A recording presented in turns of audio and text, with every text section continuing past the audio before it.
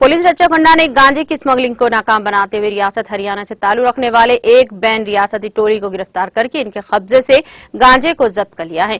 तफसीलात के मुताबिक हरियाणा के 4 नौजवान हैदराबाद के बोइनपल्ली में पैकर्स एंड मोर्स में काम कर रहे थे। ये नौजवान आसानी से पैसा कमाने के ख्याल से आंध्र प्रदेश के स्पेसलर इलाके के एक शख्स से राब्ता कर रहे थे। मलकाजगिरी एसओटी पुलिस को मौसूल होने वाले एक इत्तला पर अब्दुल्लापुर मीट पुलिस के ताबन से इस टोली का पर्दाफाश किया गया।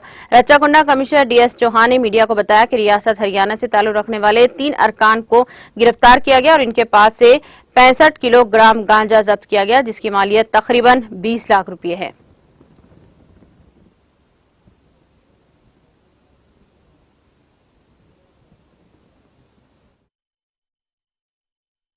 డెఫినెట్ గా ఎవరి దగ్గర కమర్షియల్ క్వాంటిటీ ఉంటే ఇది చట్ట ప్రకారంగా నేరమే, తప్పకుండా వాళ్ళ మీద చర్య ఉంటది.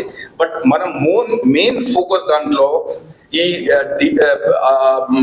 పెద్ద ఎత్తనంగా అమ్మేవాళ్ళు అంటే మెయిన్ ఎవరైతే సెల్లర్ ఉంటారు, ట్రాన్స్పోర్టర్ అండ్ డీలర్స్ ఎవరైతే ఇండివిజువల్ కస్టమర్స్ కి డ్రగ్ డోపర్స్ వారి మీద ప్రత్యేకంగా కన్సిడర్ చేస్తారు.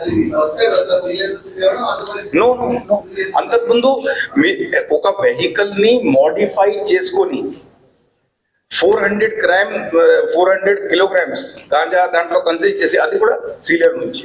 So No. ఆ కెన్ డిఫరెంట్ ఉంటాయి. No, they have committed 2 times earlier, but మనకు క్యాచ్ అవ్వలేదు.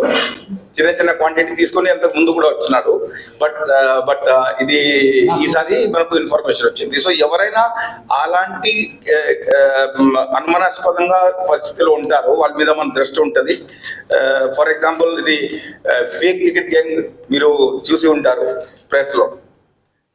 సో యాక్చువల్లీ దాంట్లో ఫేక్ టికెట్ సో ఇలాంటి అనుమానాస్పదంగా ఉన్నటువంటి యాక్టివిటీ మీద special branch, SOT, crime team and law and order ఎవరికి ఇక్కడ సమాచారం దక్కినా ఇమీడియట్ గా దాని మీద ఒక టీం వర్క్ చేసి చేయడం జరుగుతుంది.